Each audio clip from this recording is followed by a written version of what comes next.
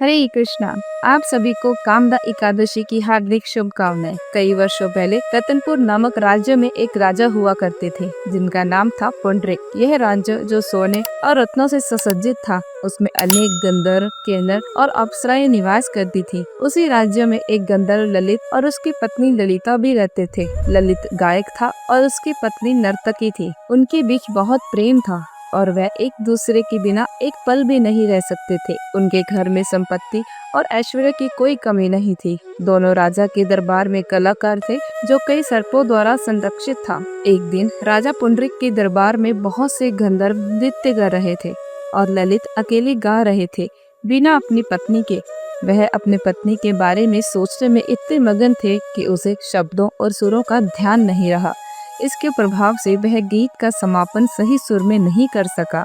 एक ईर्ष्यालु सर्प ने राजा से शिकायत की कि ललित अपनी पत्नी के बारे में सोच रहे थे, न कि अपने राजा के बारे में। यह सुनकर राजा अत्यंत क्रोधित हुए और उन्होंने ललित से कहा, तुमने अपने राजा के बजाय किसी स्त्री के बारे में सोचा, इसीलिए मैं तुम्हें श्राप देता हूँ कि तुम तुरंत एक मांसाहारी राक्षस बन जाओ। उसी क्षण ललित एक डरावने मांसाहारी राक्षस में बदल गए जो सबको डराता था। इस प्रकार ललित को अपने राजा पुंडरीक के खिलाफ अपराध के परिणाम स्वरूप राक्षस का रूप धारण करना पड़ा। जब ललिता ने अपने पति को राक्षस के रूप में देखा तो वह अत्यधिक दुखी हो गई। वह एक गंधर्व की पत्नी के रूप में जीवन का आनंद नहीं ले सकी, बल्कि अपने भयंकर पति के साथ जंगलों में रहने लगी। इस प्रकार जंगलों में घूमते घूमते एक दिन ललिता को भाग्यवश महर्षि श्रृंगी मिले, जो विंध्याचल पर्वत के शिखर पर बैठकर ध्यान कर रहे थे।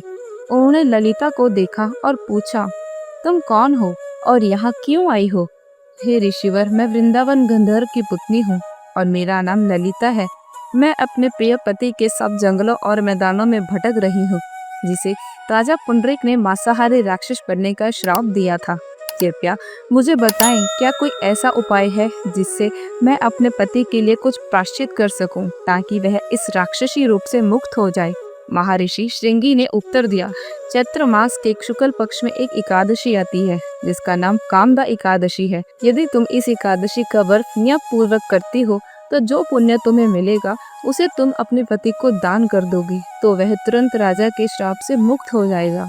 ललिता ने महर्षि श्रृंगी के कहे अनुसार कामदा एकादशी का व्रत नियम पूर्वक किया और द्वादशी को वह महर्षि श्रृंगी और भगवान श्री कृष्ण के सामने आकर बोली, मैंने कामदा एकादशी का व्रत पूरी श्रद्धा से किया है। कृपया यह पुण्य जो मुझे प्राप्त हुआ है मेरे पति को उनके कष्टों से मुक्ति दिलाए। जैसे ही ललिता ने यह कहा, उसका पति तत्काल राजा के श्राप से मुक्त हो गया।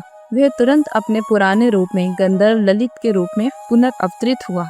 अब वह अपनी पत्नी ललिता के साथ पहले से भी अधिक ऐश्वर्य का आनंद ले रहा था। यह सब कामदा एकादशी की शक्ति और महिमा से हुआ है।